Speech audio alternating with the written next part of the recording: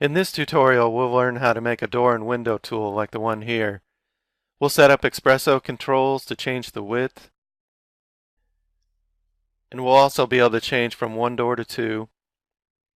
We'll be able to change the door handles and the profile curve for the frames.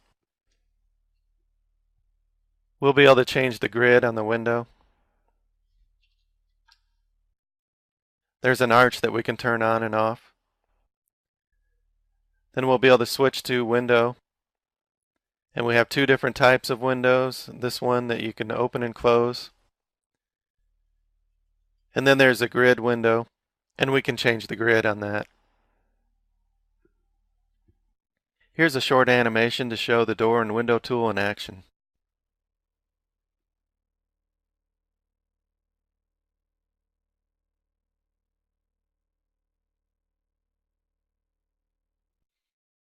Okay, let's get started.